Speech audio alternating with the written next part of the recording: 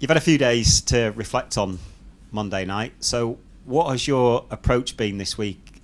Has it been a few tough words in the dressing room, or is it a arm around the shoulders to try and rebuild the confidence? It's a balance of both, really. So, we can't bury the players. We've got obviously a lot of games coming up. It was yet again, as what's happened over the last couple of home games as well. It's a really disappointing performance, stroke result. So we have to own that and live with that. So it's a bit of both, really, Tim. Defensively, obviously conceding too many goals, but you are and have been without a core of Premier League experience in the back line all season. So how do you go about stopping the flow of goals against? Well, you need to, obviously, to give yourselves an opportunity in the game, and we have done that. In certain games, not been all season like it has been, but there has been obviously a lot of the games where it's quickly gone, from 1 to 2 to 3, and even some cases to 4, which is incredibly disappointing. I think if you look back from a personal point of view and how we set teams up as well, especially when you're coming into this division and playing your football at the ice level against the likes of what we saw on Monday night. And I've got to say, I'm not trying to deflect anything from the team on Monday, because the performance and the manner of the goals were unacceptable. And quite a lot of things, you look at it and going, this is not what we want it to look like. So ultimately, I take that responsibility. But the levels that we are playing at and what Arsenal were at the other night, do we make it easy for them?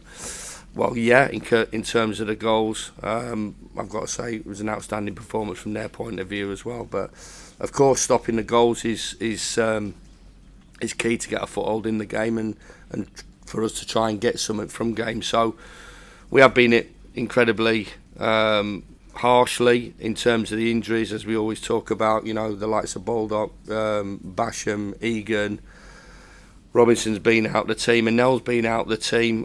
We go to Luton and get a fabulous performance and result. And I think you talk about what we want it to look like, what I want it to look like. You look at that as a blueprint. Going to a really difficult place to go and get a result that a lot of teams have struggled, and we go and win there and put on a performance, especially from a defensive point of view, that was excellent, and gave us that opportunity of going and winning a game. Then you come away from that game and you lose Max Lowe for the season, you lose Reece Norrington-Davies for the season. So I think there's got to be a touch of sympathy in there in terms of the stability, the consistency that we've not had, which every team needs, but certainly promoted teams need if they want to be hard to beat. But there's still certain stuff in there, and it's not just the back four and the back five. And I think if you look at a couple of 2 or 3 of the goals on Monday night, there's players there not track runners. There's players there not putting in tackles where they should put tackles in. So there's certainly a lot to work on in a short period of time. The last 2 away performances, you just touched on it there, have been good though, against Luton and in defeat at Wolves. So do you have to try and use that and try and take some confidence and belief from that? Yeah, you can.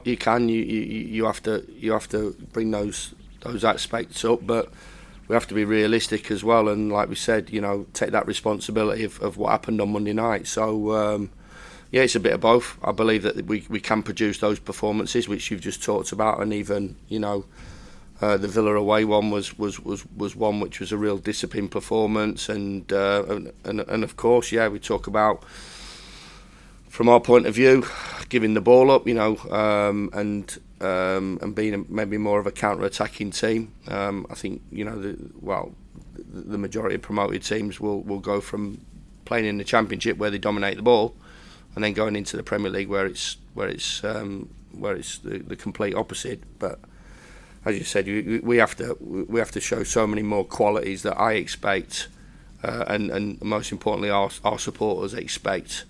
When we're doing the basic elements of playing football, which is winning races, winning tackles, winning headers, keeping your shape, and then taking that responsibility and taking that ball when you have that opportunity. Thanks, Chris. Cheers. Thanks, Tim. Chris, on Monday you referenced some of the players being a little bit broken, a little bit damaged. What's their reaction been this week since the game and in training? I just feel that you can't feel sorry for yourself being a professional footballer. So it's of course, part of my job is to motivate the players. I've said this consistently, especially when I've been at Sheffield United. How can you not be motivated to be a professional footballer and to play for this football club? So, it's a difficult time for everybody. We talked about personally, and from the supporters' point of view, we all love the football club, and everybody connected to it is not enjoying this period of our recent history, this season. So we can't enjoy it. We can't be jumping through hoops. And if you talk about the mood in the camp, yeah, of course it's going to be somber. What do you think it's going to be like if you're winning every other week in the Championship? It's going to be buoyant and it's going to be upbeat, because that's what football does to you. It tests your resolve, it tests you psychologically, and it tests you right the way through your career. It's tested me through my playing career, and for myself, more importantly, my managerial career, right the way through. And I don't want to go too deep into that, but you either go one way or the other. You come out of it through this period, because it won't last forever. It won't last forever from the player's point of view. It certainly won't last forever from my point of view as a manager, and it won't from the football club's point of view.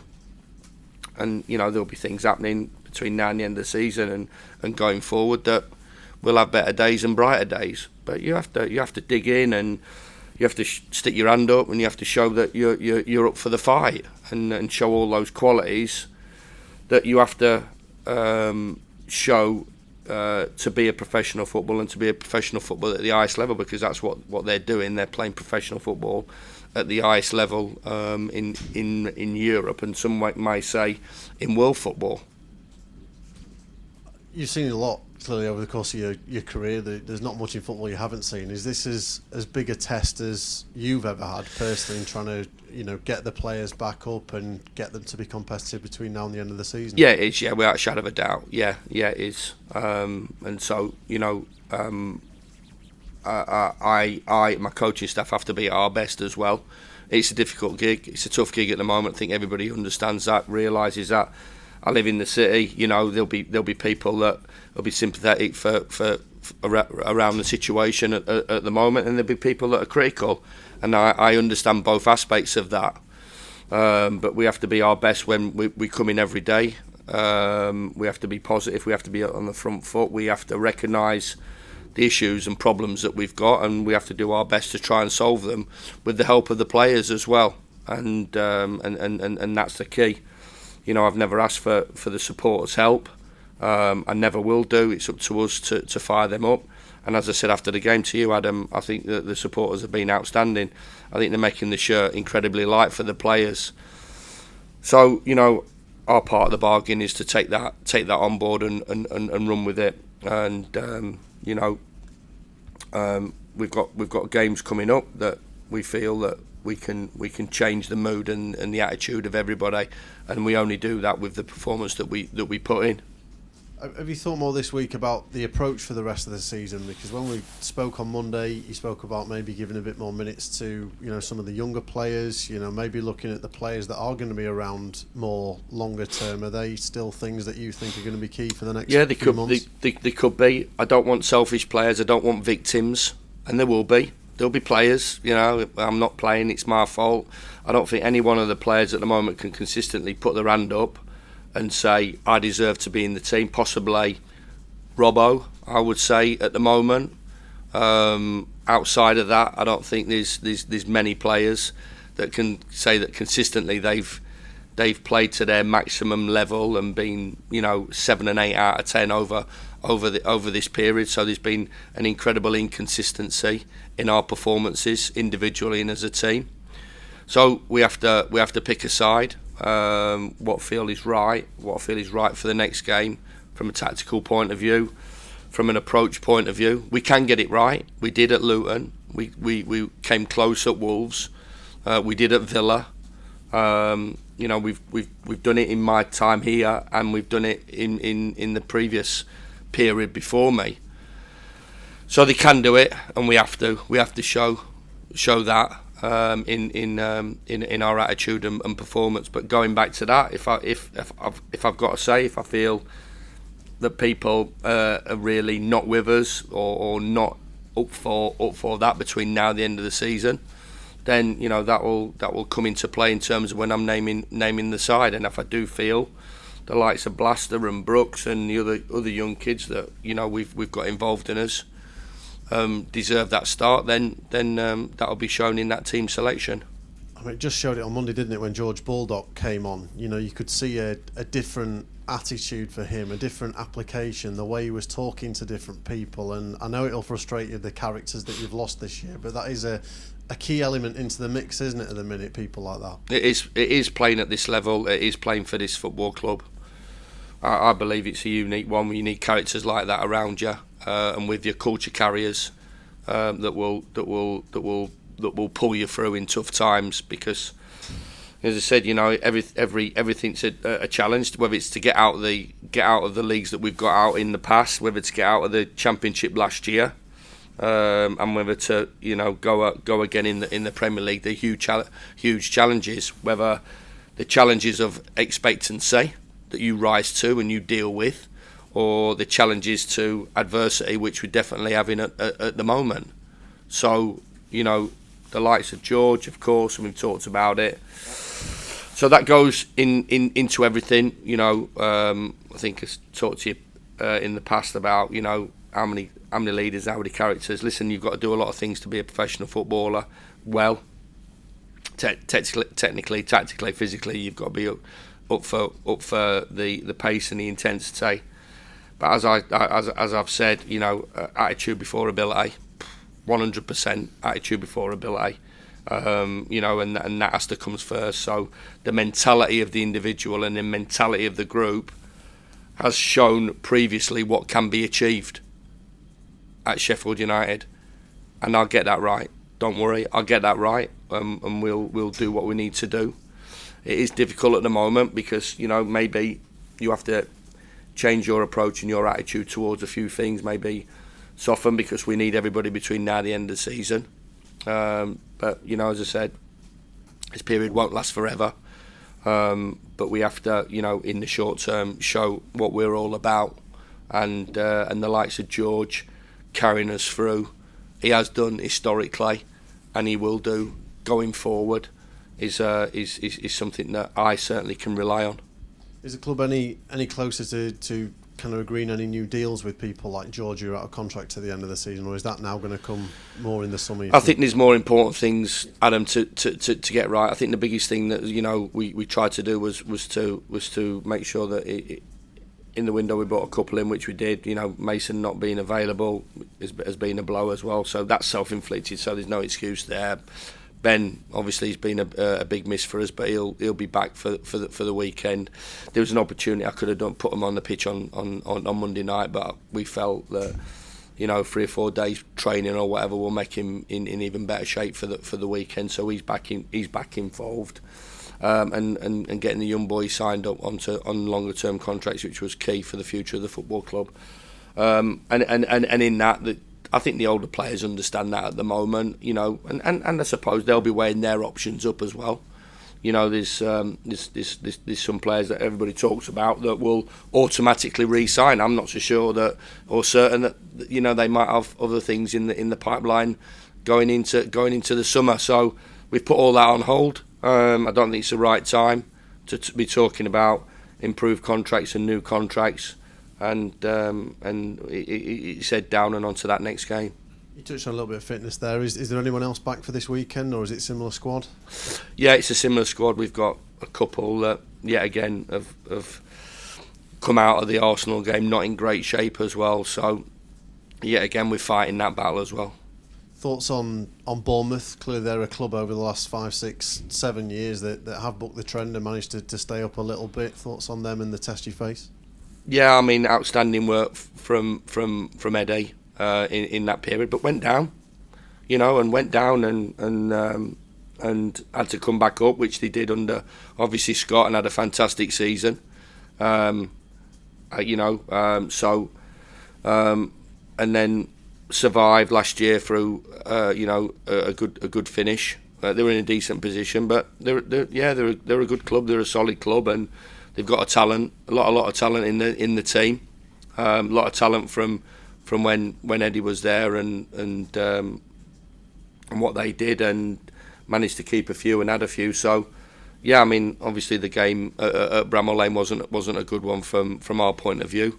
So, their position is earned in the Premier League, and as I should imagine, if they were watching on Monday night, they will be expecting a pretty straightforward, comfortable home win. So that's the things that that people will be saying, and we have to accept that, and we have to do our best to make sure that isn't the situation, and that isn't the way it goes on Saturday afternoon. One thing that always happens in football, you always get an opportunity to put right. I don't like the yo-yo side of it. I really don't. I don't enjoy it. I don't enjoy, how can I say, the inconsistency. I don't enjoy not really knowing what I'm going to get out of the group at the moment. And we have to do something about that. If we knew that we're getting, 6 or 7 out of 10 between now and the end of the season, I'd be absolutely delighted. But as you said, it's been, a few and far between sort of 7 and 8s, and a lot of below that score. So, that's something that, any club that wants to survive, or any club that wants to win games of football at any level, has to produce. And obviously that's got to be something that we need to address. Just a couple of further bits from me. News just before the press conference that Paul Mitchell has left the club by mutual consent. Your reaction to that? Clearly somebody that's been at the club for a long time, that you've worked with for a long time. Yeah, well, I brought him into the football club as I did with a couple of others, that the likes of Jack and obviously Paul previously. So yeah, I mean, listen, he's been a fabulous servant to the football club, and been here a long time, and played a major part in a lot of the good things have happened over the last 7 or 8 years. So wish him all the best. And as I said, he's when I think people talk a lot about sort of some of the major signings that we've made, and obviously changed our approach to the transfer market as we became a Premier League player. And even now you look at the likes of Gus and Vinny and people like that, the numbers that we pay for them. But I think that when you look back, that when we set the ball rolling, and I know Flecky was at the game on Monday night, and you see sort of the service that those players gave for the minimal amount that we paid for players in those days, and even we didn't pay anything for certain amount of players as well. Their service to the football club in the 6 or 7 years, Paul was front and centre of that. So we thank him for his efforts. Given the rebuild that's going to have to happen, whatever happens in the summer, is now not a bad time to have a bit of a fresh start and a rethink? Yeah, maybe so. Obviously we've got to refresh that department and improve it as well. It's getting more and more important. So in terms of building that department up, having a refresh, and going again, it's the timing of that might be beneficial for all. Cheers, Chris. Top man. Thank you. Hi, Chris. Hey, what's the last few days been like for you personally? Because everyone knows you're a Blades fan as well as the manager. Has there been a lot of sort of agonising, soul searching? Yeah, you better ask the missus. So yeah, it has been. Yeah, it's, let's say we're not just brushing it to one side. You have to look back at your personal experiences you've had, your life experiences, and your personal experiences you've had as a footballer right the way through from when you started, where your career took you, and where it's happened. And I think one of the things that and the majority of you guys do in this room is sort of my background and whatever. So it's not all been easy. So we've all had to overcome different things. But in life, everybody has to overcome different periods and different, difficulties in life, and how they get on with them and how they approach them. So it's important that I come here and be positive on the front foot, which I always will be. I always think there's the next opportunity is an opportunity to put right what went wrong on Monday night. Even though, still talk about sort of the over 1,000 games I've managed. And I'm not saying that was one of the best performances that I've managed in terms of the team that I've managed, and from me as well included. But from Arsenal's point of view and their performance, it was an outstanding one, albeit made pretty simple and easy by us in terms of the way we went about the game, which was really disappointing. So that stings. It stings without a shadow of a doubt, because that represents me. It represents the supporters and the football club, and we all have to feel that pain. And certainly, I do. I'm not being, I don't want anybody to feel sorry for me. Nobody will do. Nobody will do internally or around the football club, and definitely externally. The narrative, what has been said, and while I'm not on social media. I'm not daft, and I know possibly what is getting said regarding the team, the football club, and personally. So that's the arena that you're in. When you're in that Premier League arena, you always want to be part of it. You want to be part of it from a player, from a club point of view, from a manager point of view. But the downside to it when you don't get it right. So you have to own that. And as I said, to the players, everybody's really, everybody's really keen to accept praise and good things said about them, and we all like that. We all want that to be a case, because if that's the case, then we're doing things right and we're successful. But in equal measure, we all have to accept the other part of the bargain when things aren't going right. So yeah, it has been difficult. I don't enjoy it. I've not enjoyed it. But one thing that it does do internally and personally, and I've made you really dig in and show and try and show what you're about personally, and hopefully that'll impact on the players and the team. And as well as sort of pointing the players in the direction of the performances at Luton and at Wolves, do you maybe evoke memories of that day on the South Coast, the opening day when you went there and Billy got the goal? Yeah, it was a massive turning point, because I think remember one of their players saying before or at half time to one of our players as we walked off, like, you've not got enough this year. You're gonna struggle.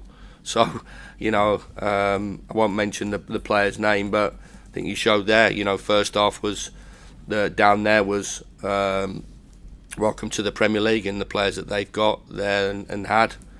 And the second half was that battling Sheffield United performance that we've all come to love and expect, and that's what we need to get back to.